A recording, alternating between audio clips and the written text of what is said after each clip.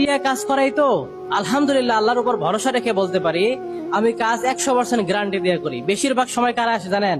জামাই চলে গেছে, বউ চলে গেছে, প্রেম করে ছ্যাঁকা খাইছে, স্বামী বিদেশ গেছে, খোঁজ খবর নেয় না, এই সময় জিনের মাধ্যমে প্রবাসী ভাইকে বাধ্য করে দেশে আইনে দিলাম।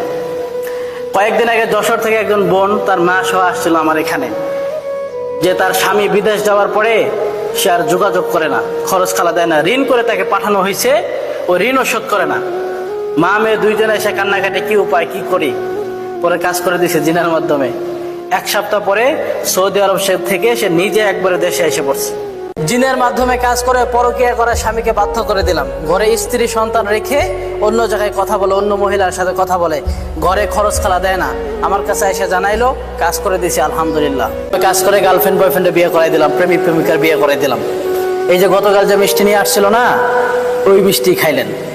7 দিন আগে আমার এখানে আসছিল, কাজ করে দিছে আলহামদুলিল্লাহ। 7 দিনের মাথায় ছেলে তার ফ্যামিলিকে নিয়ে মেয়ের বাসায় গেছে বিয়ে করার জন্য। খুশিতে মেয়ের ফ্যামিলি, মেয়ে আমার কাছে মিষ্টি নিয়ে আসছে। বশ করে দিলাম। স্ত্রী পরকীয়া করতো, কাজ করে দিছে ইনশাল্লাহ। 3 দিনের ভিতরে স্ত্রী বাধ্য হয়ে গেছে। কাজ করে পরকীয়া করা স্বামীকে বাধ্য করে দিলাম। বুঝতে পারছেন?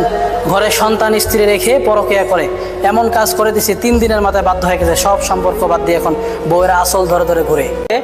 সৌদি আরবের রিয়াদ থেকে এক প্রবাসী ভাই ফোন দিয়া বলে তার বউয়ের সাথে বনাবনি হয় না, তার বউ পরকীয়া করে ঘরে বাচ্চা রেখে। পরে কাজ করে দিছে আলহামদুলিল্লাহ, এখন তারা দুজন খুব সুখে আছে।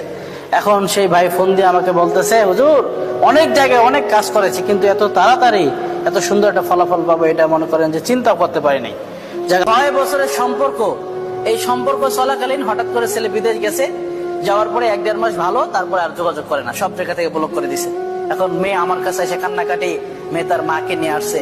তার মাও বলতেছে যে অনেক দিনের সম্পর্ক আমরা জানি, কিন্তু এখন কি করব কিছু বুঝতেছি না, সম্মানের ব্যাপার। পরে গাছটা নিলাম, কাজটা করলাম।